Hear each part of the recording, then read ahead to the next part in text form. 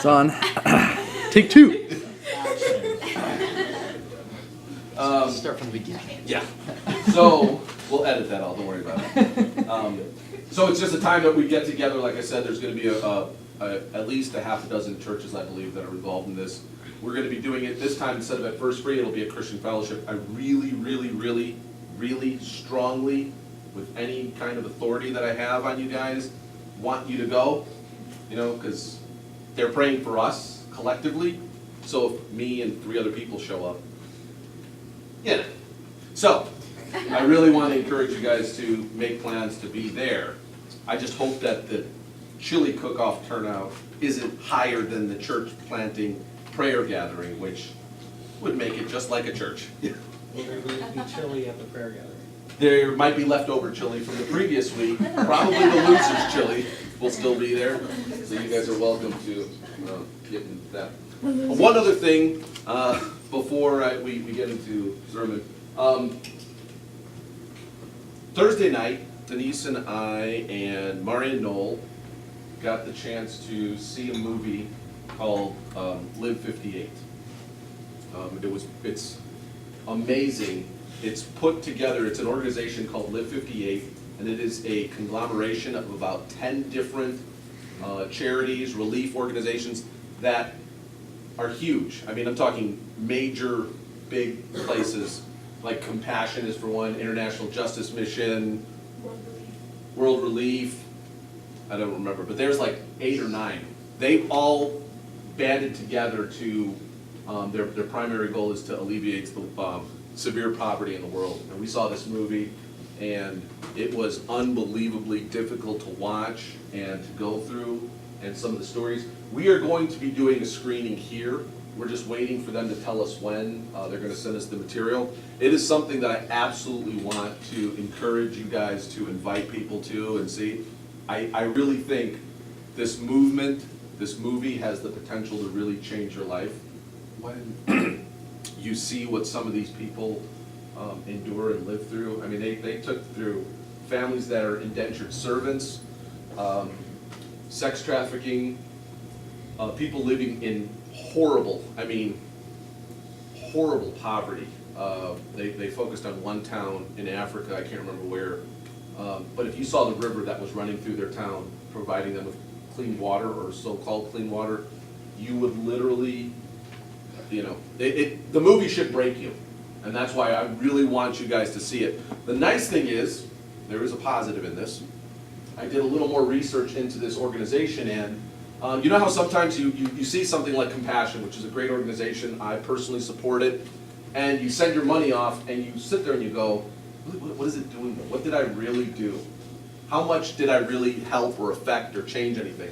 Well, the amazing thing about this organization is, for as big as it is, and like I said, it's 10 huge charities that have gotten together to do this, they make it very manageable for you to see how you make an effect.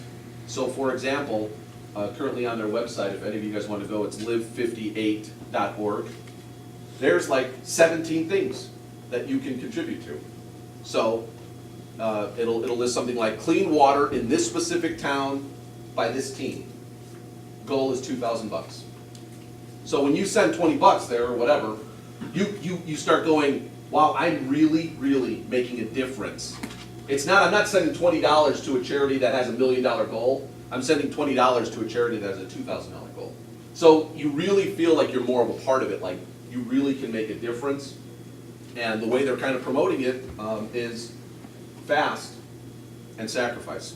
So for all of you who eat lunch every day, take whatever you would spend on lunch that day, fast during that lunchtime, pray for that need, and then use that money to contribute to whatever the cause is. It's a really practical way to really make a difference, and I think you will all be very, very moved and inspired by it. I know that Denise, me, and Mari absolutely were. I don't know if you know this, but He was sniffling. did he sniffle a little? Okay. Yeah. All right, I take it back. He was also moved by it. No, it was a very powerful film, and as soon as we get it, we will have it, and we're going to promote it like you wouldn't believe. There was a kid in there, looked just like Adele. So for me, it really, really, really hit home because I'm not kidding around. He could have passed for his twin, right? Yeah. It was crazy. I mean, the kid looked just like Adele, and I'm thinking to myself, that's grace that Adele's not in that situation. You know, that's God's grace that Adele's not in that situation, but not a lot of people are that fortunate, so.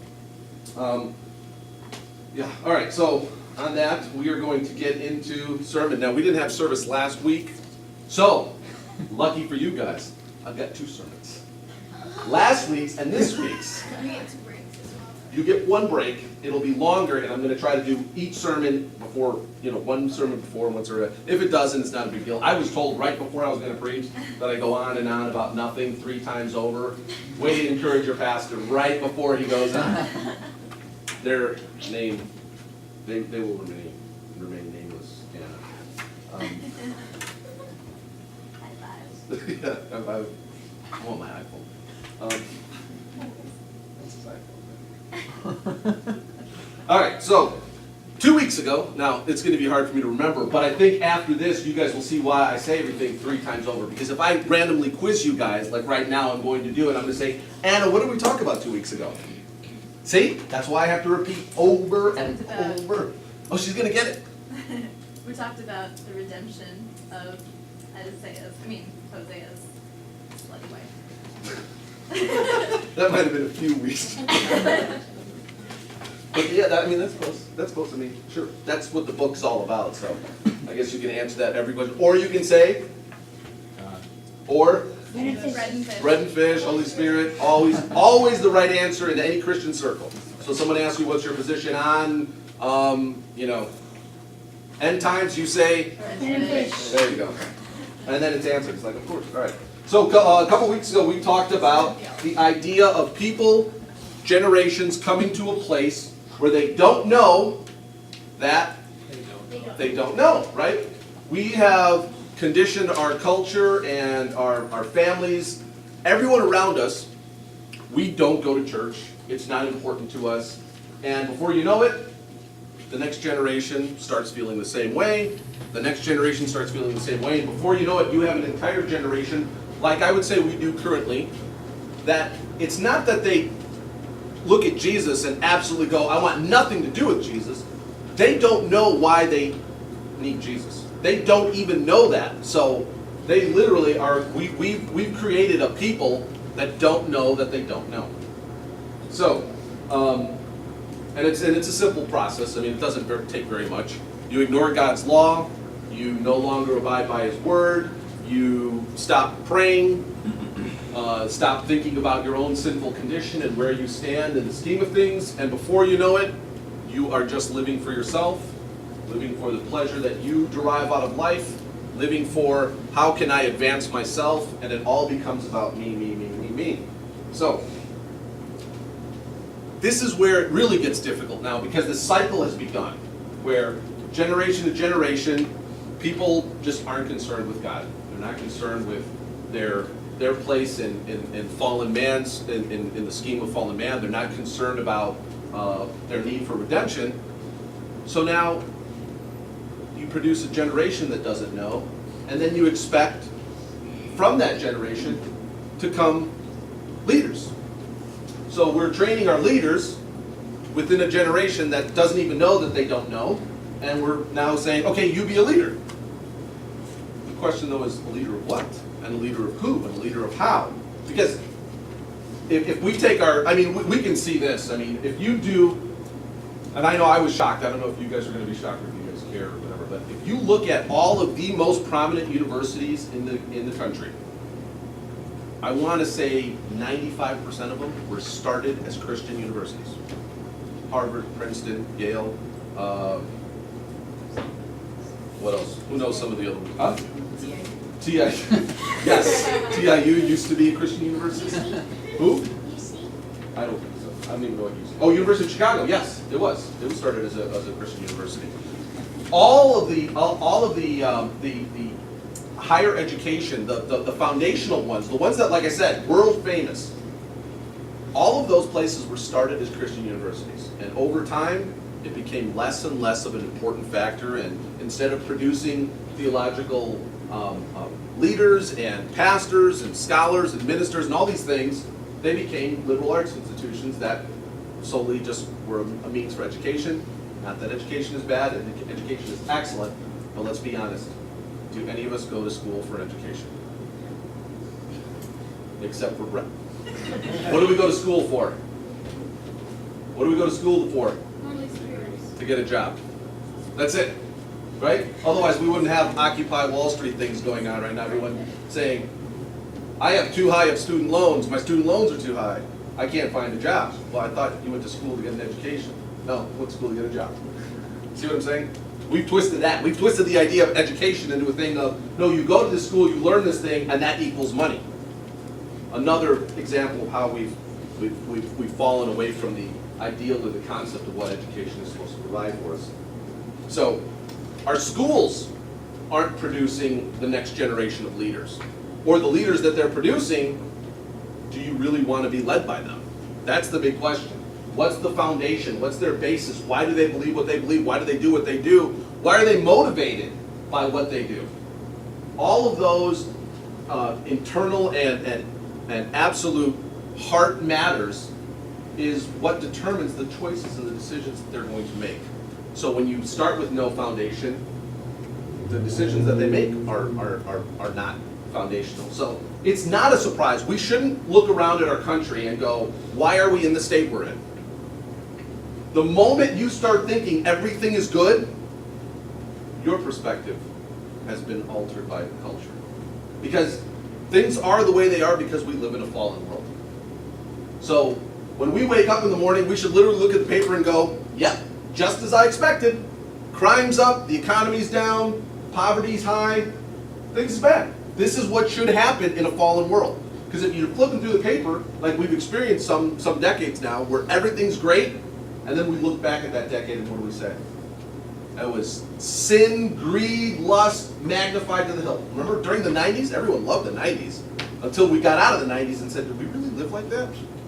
And then the big, remember the big dot-com explosion where everyone was a millionaire all of a sudden? My UPS guy was a millionaire. The guy who delivers my packages was a millionaire overnight.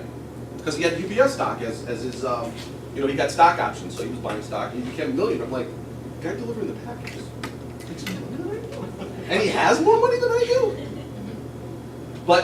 And now, you fast forward 10 years, we look back at that and go, boy, gosh, we were so greedy, we weren't very generous. It was a horrible time back then. But during it, we were all loving it, right? You're like, look how much money I'm making. Go out to dinner, drop $1,000, and be like, no big deal. Now we think about it and go, did I really do that? Did I do that twice in a week sometimes? Yeah. Good stuff, right? So, we produce poor leaders. We produce a whole generation of aimless, wandering people that we follow. Now, what's interesting is never at any time does God go, well, people, I feel bad for you.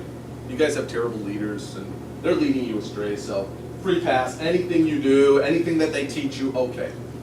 He never does that, never says that. He says, you are accountable for what you do and what you choose. However, leaders, you're more accountable for what you do and for what they do.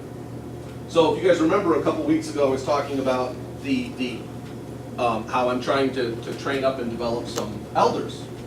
And I was telling them how exciting it is that you guys get to lead the church and have all this responsibility. The only problem with it is with that responsibility comes accountability, and you are accountable for what happens within the church. So, one other aspect that I didn't mention is, and this I'm talking again specifically to Derek and Wade, to really encourage them about being leaders. This should really make you happy. Public leaders face public discipline. I want you to really, really think about that. Public leaders face public discipline. You guys are not disciplined in the quiet apex corner back there. You guys will not be pulled to the side and say, it will take place up here in front of everyone. Now you guys want it even more, right? Now, we've seen this in the church. We love a scandal, don't we?